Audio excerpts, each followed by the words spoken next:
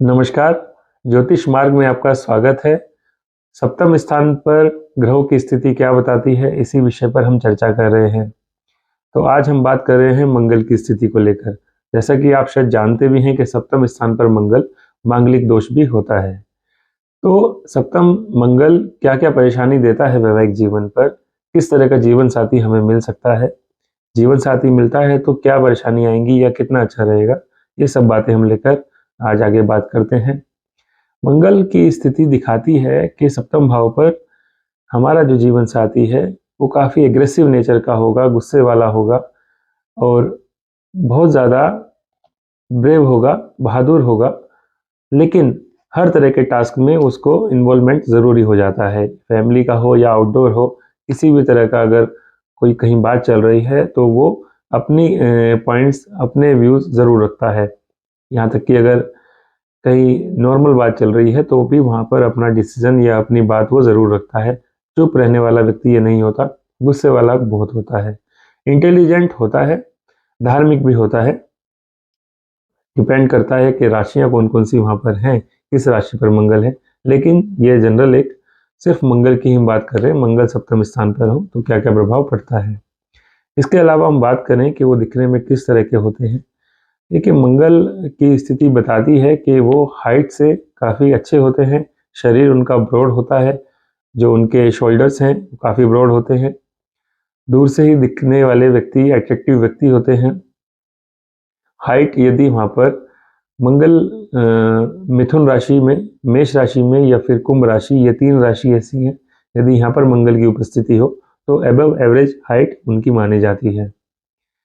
और यदि वहाँ पर चंद्रमा संबंध बना ले, यानी कि चंद्र और मंगल साथ हों या चंद्रमा दृष्टि दे मंगल को, तो ऐसे लोगों का जो फेस है, फेस कलर है, वो जब वो सनलाइट में आते हैं, धूप में आते हैं, तो एकदम से उनको रेडिश फेस होता है, उनके फेस पर एक लाली आ जाती है। यदि वो गुस्से में है तो लाली आ जाती है, क्योंकि ब्लड एकदम से उनका एग्रेसिव हो जाता है। तो ब्लड जब एग्रेसिव होता है तो उनका फेस लाल हो जाता है। तो इस तरह से मंगल का प्रभाव उनके चेहरे पर दिखने लगता है। तो आप देख सकते हैं कि आपके जीवन साथी इस तरह के हैं, मतलब आप अगर ऑलरेडी मैरिड हैं तो देख सकते हैं, या अगर आप शादी करने वाले हैं तो इस तरह से अपने जीवन साथी का चुनाव कर सकते हैं। आगे हम बात करें कार्य क्षेत्र किस तरह से हो सकता है उनका। देखिए, कार्य क्षेत्र अगर हम बात करें तो हम जानते हैं कि मंगल सेनापति भी माना जाता है मंगल को।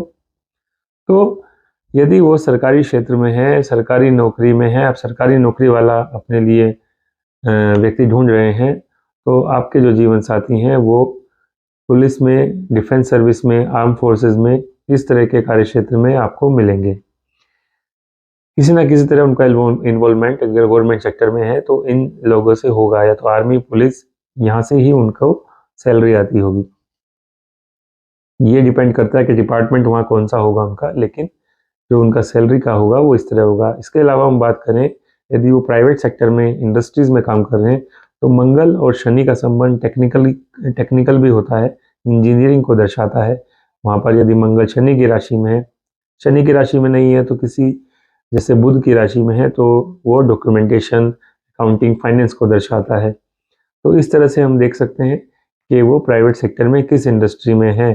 कुल मिला के यदि मंगल सप्तम स्थान पर है तो प्राइवेट सेक्टर में जो जॉब होती है बहुत हायर रैंकिंग की नहीं होती है, लेकिन अच्छी जॉब होती है।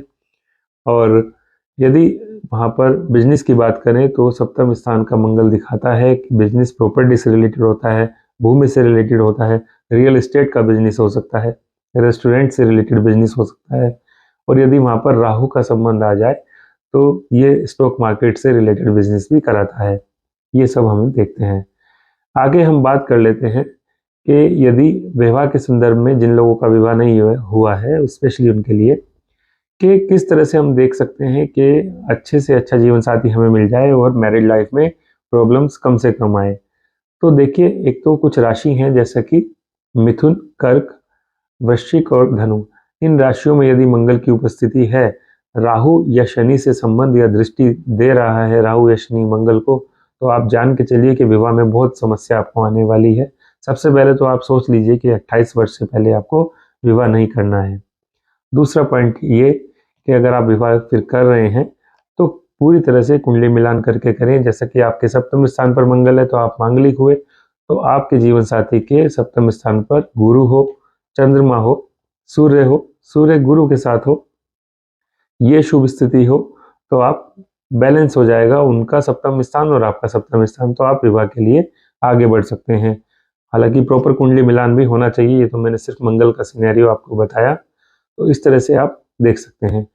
इसके अतिरिक्त हम, जैसे कि एक पौराणिक मंत्र हमारे पास है, अगर आप मंगल की बात कर रहे हैं, सप्तम पर मंगल है, विवाह की वजह से आप परेशान हैं या वैवाहिक जीवन में समस्या चल रही है, तो इस मंत्र का जाप डेली करें, कम से कम 11 बार, मैक्सिमम आप 108 बार कर सकते हैं।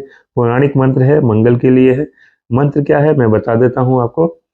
ओम धरणी गर्भ संभूतम, आपके डिस्प्ले में भी हम इसको लिख देंगे ताकि आपको दिखाई दे। ओम धरणी गर्भ संभूतम विद्युत कांति समप्रभम कुमारम शक्ति हस्तम तम मंगलम प्रणमाम्यहम्। ये मंत्र आपके डिस्प्ले में भी शो हो जाएगा, इस मंत्र का आप जाप कीजिए। और आगे हम बात करेंगे बुध ग्रह को लेके। यदि सप्तम स्थान पर बुध ग्रह हो तो किस तरह का जीवन साथी हमें मिल सकता है। आप लोगों ने हमें सुना, आपका बहुत बहुत धन्यवाद।